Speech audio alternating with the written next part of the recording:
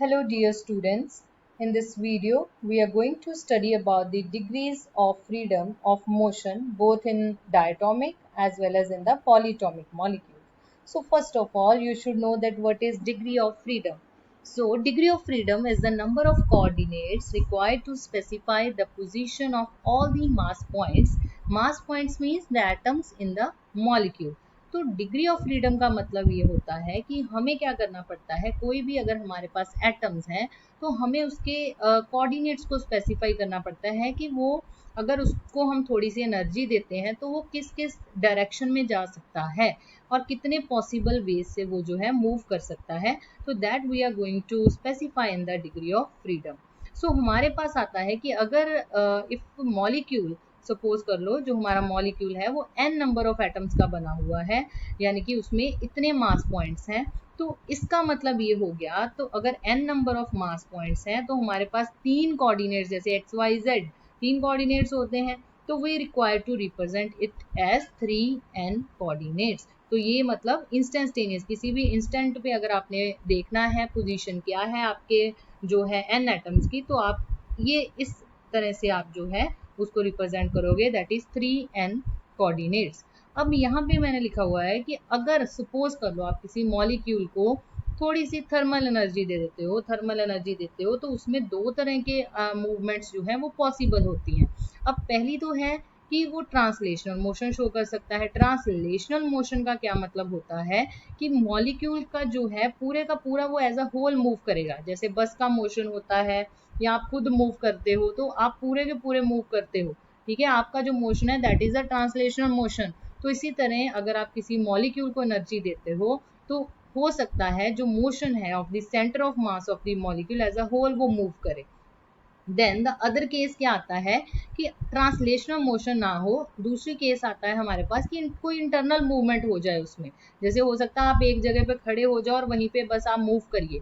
तो इसी तरह मॉलिक्यूल में भी कुछ इंटरनल मूवमेंट्स भी पॉसिबल है कि मॉलिक्यूल जो है वो ट्रांसलेशनल मोशन ना शो करके दो तरह का जो है इंटरनल मूवमेंट शो कर सकता है. The very first is rotational motion and the other one is the vibrational motion. तो जो हम इसके अंडर पढ़ेंगे ट्रांसलेशनल के अंडर वो पढ़ेंगे ट्रांसलेशनल डिग्री ऑफ फ्रीडम, जो रोटेशनल के अंडर पढ़ेंगे वो होंगी रोटेशनल डिग्री ऑफ फ्रीडम, और जो वाइब्रेशनल के अंडर पढ़ेंगे that are the vibrational degree of freedom. ठीक है, कि मॉलिक्यूल अगर उसमें वाइब्रेशन हो रही है तो वो किस किस डायरेक्शन में जो है मोशन शो कर सकता है, कितने पॉसिबल वेज से मोशन शो कर सकता है, वो हम इसके अंडर पढ़ेंगे डिपेंडिंग अपॉन. अब दो तरह के मॉलिक्यूल हो सकते हैं, लीनियर भी हो सकते हैं, नॉन लीनियर भी हो सकते हैं. उसके हिसाब से आपके पास डिग्री ऑफ फ्रीडम जो है वो वेरी करेगी इन case of rotational motion. And similarly अगर मॉलिक्यूल लीनियर है या नॉन लीनियर है तो आपके पास वाइब्रेशनल मोशन जो है वो वेरी करेगा. Degree of freedom for vibrational motion जो है वो वेरी करेगी. अब जैसे मैंने बताया हुआ है यहाँ पे कि जो ट्रांसलेशनल डिग्री ऑफ फ्रीडम की वैल्यू होती है वो 3, कि जैसे आप हो, आप एज एट अ टाइम आप एज अ होल या तो एक्स एक्सिस की तरफ मूव करोगे या वाई या जेड, तो ऐसी मॉलिक्यूल है. तो ट्रांसलेशनल डिग्री ऑफ फ्रीडम याद रखना कि ट्रांसलेशनल डिग्री ऑफ फ्रीडम की वैल्यू हमेशा 3 होती है. और जो रोटेशनल है उसमें जो वैल्यू है लीनियर के केस में 2 होती है. ये क्यों होती है हम आगे इसको स्टडी करेंगे. और ये 3 है for non linear rotational motion, and linear vibration के लिए वैल्यू है 3n-5 और नॉन लीनियर के लिए है 3n-6. अब ये वैल्यूज कैसे आई हैं हमारे पास, तो आप ये प्लॉट ऐसे भी कर सकते हो एक टेबुलर फॉर्म में कि total number of degree of freedom हमने जैसे बताया है कि अगर n नंबर ऑफ हमारे पास एटम्स हैं या मास पॉइंट्स हैं, 3 हमारे पास कोऑर्डिनेट्स होते हैं, तो उसको मल्टीप्लाई कर लीजिए तो ये टोटल डिग्री ऑफ फ्रीडम आ गई. ट्रांसलेशन हमने बताया है कि लीनियर हो चाहे नॉन लीनियर हो वैल्यू 3 ही रहेगी, क्योंकि एज अ होल तो वो या तो x में जाएगा या y में मूव कर सकता है या z एक्सिस की तरफ मूव करेगा. रोटेशनल जो है उसके केस में, लीनियर के केस में वैल्यू 2 आ गई. अब 3 + 2 हो गया 5, ठीक है. टोटल में से अगर आप 5 माइनस करोगे तो बाकी बच गया वाइब्रेशनल डिग्री ऑफ फ्रीडम. इसी तरह 3 + 3 is 6, 3n टोटल में से 6 माइनस कर दीजिए, मतलब ट्रांसलेशन रोटेशन मोशन को निकाल दो तो बाकी का जो मोशन बच गया that is vibrational degree of freedom. अब ये आपको यहाँ पे मैंने शो किया हुआ है कि क्यों वैल्यू 2 होती है, क्यों नॉन लीनियर के केस में वैल्यू 3 होती है रोटेशनल डिग्री ऑफ फ्रीडम की. तो जैसा आप देख रहे हो मैंने पहले यहाँ कोऑर्डिनेट्स बना लिए हैं x y z. तो यहाँ पे अगर आप एक कोई डायटोमिक मॉलिक्यूल ले रहे हो, आप मान के चल रहे हो कि वो z एक्सिस पे यहाँ पे लाई कर रहा है, तो z एक्सिस पे लाई कर रहा है तो वो कोशिश करेंगे एटम कि हम x एक्सिस की तरफ रोटेट करें, ठीक है। लीनियर है, लीनियर मीन्स ऐसे बिल्कुल स्ट्रेट, तो rotation about x axis possible है, या फिर दोनों एटम क्या कर सकते हैं, y की तरफ भी मूव करने की कोशिश कर सकते हैं, तो रोटेशन अबाउट y एक्सिस भी पॉसिबल है। इसीलिए लीनियर मोशन जो है, जब लीनियर मॉलिक्यूल है उस केस में रोटेशनल मोशन जो है उसके लिए डिग्री ऑफ फ्रीडम की वैल्यू 2 आती है। ये आपने याद रखना है कि जिस एक्सिस की पे वो पड़ा होगा वो दूसरी एक्सिस की तरफ घूमने की जो है रोटेट करने की कोशिश करेगा।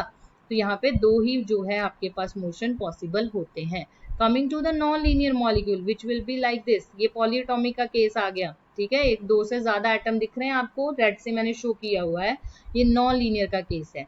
अब नॉन लीनियर तो ऐसे ही होगा, ठीक है, वो एक्स एक्सिस पे भी हो सकता है और ये जेड पे ही है, दो एटम्स हैं आपके पास। तो क्या होगा कि एट ए टाइम वो एक्स एक्सिस की तरफ भी मूव करने की जो है प्रोबेबिलिटी रखते हैं, जैसे आप देख रहे हो यहाँ पे एरो से शो किया गया है कि ये एटम एक्स की तरफ मूव करेगा, ये एटम भी एक्स की तरफ मूव करने की कोशिश करेगा। बिल्कुल नेक्स्ट में आप देख सकते हो इसी तरह जो दो एटम जो होंगे वो वाई एक्सिस की तरफ भी मूव करने की कोशिश करेंगे।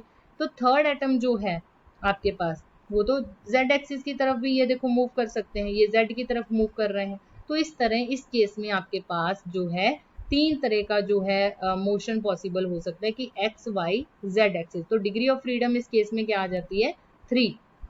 सो नेक्स्ट हमारे पास कुछ जो है पॉलीटॉमिक की हमने एग्जांपल्स ली हैं कि वाइब्रेशनल मोशन, रोटेशनल हमने कर लिया है, अब वाइब्रेशनल मोशन की बात करते हैं। तो वाइब्रेशनल मोशन जो है उसमें दो तरह के मोशन शो कर सकता है कोई भी मॉलिक्यूल, एक होती है स्ट्रेचिंग और एक होती है बेंडिंग। बेंडिंग मीन्स अगर ये जैसे मैंने दिखाया यहाँ पे अगर ये एटम है 3 तो आप इनको बेंड भी कर सकते हो, तो बेंडिंग भी हो सकती है, और आप इनको स्ट्रेच भी कर सकते हो।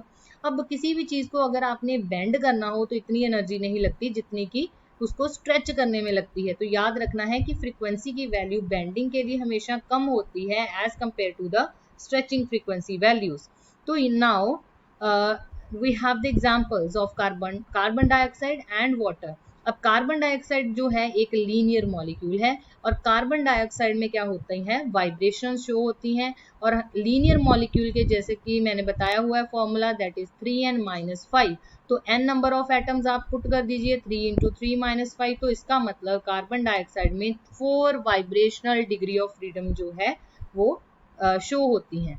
जबकि जो वाटर है, वाटर का स्ट्रक्चर ऐसे होता है, water is not a linear molecule, it is a non linear molecule. तो you have to put the value in the 3n-6 formula. n is the number of atom, put 3 है, 3 × 3 9-6, तो आपके पास आ गई 3 degree of freedom for water. तो अब हम ये specify करने वाले हैं कि ये 4 डिग्री ऑफ फ्रीडम कैसे शो होती हैं। तो जैसे कि ऐसे कार्बन डाइऑक्साइड में यहाँ दिखाया हुआ है, सबसे पहला मोशन जो पॉसिबल है, वाइब्रेशन किस तरह की शो कर सकता हो सकता है ये दोनों एटम ऐसे स्ट्रेच हों बाहर की तरफ, तो उसको बोलते हैं सिमेट्रिकल स्ट्रेचिंग, क्योंकि ये भी इस साइड ही जा रहा है, ये भी उसी डायरेक्शन में जा रहा है, तो ये होती है सिमेट्रिकल स्ट्रेचिंग।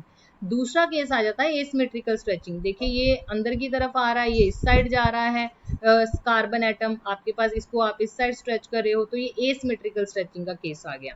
फिर उसके बाद नेक्स्ट क्या पॉसिबल है कि बेंडिंग हो सकती है, ये एटम अब की तरफ जा रहे हैं, आप बेंड कर रहे हो, इसको नीचे की तरफ बेंड कर रहे हो, तो ये आपके पास आ गई बेंडिंग इन द प्लेन। तो अगर आप कंपेयर करोगे तो देखो स्ट्रेचिंग फ्रीक्वेंसीज की वैल्यू हायर है देन द बेंडिंग फ्रीक्वेंसी। ऐसे ही आपके पास ये बेंडिंग इन द प्लेन है, यहाँ सारे एटम जो थे ये देखिए इन द प्लेन थे, और जहाँ पे जो है नेक्स्ट वैल्यू में ये वाली जो है यहाँ पे आउट ऑफ प्लेन बेंडिंग हो रही है, ये इधर को जा रहा है, ये उससे भी बाहर प्लेन में जा रहा है, और ये भी आउट ऑफ प्लेन है। तो यहाँ पे ये जो है this frequency is corresponding to the bending out of plane.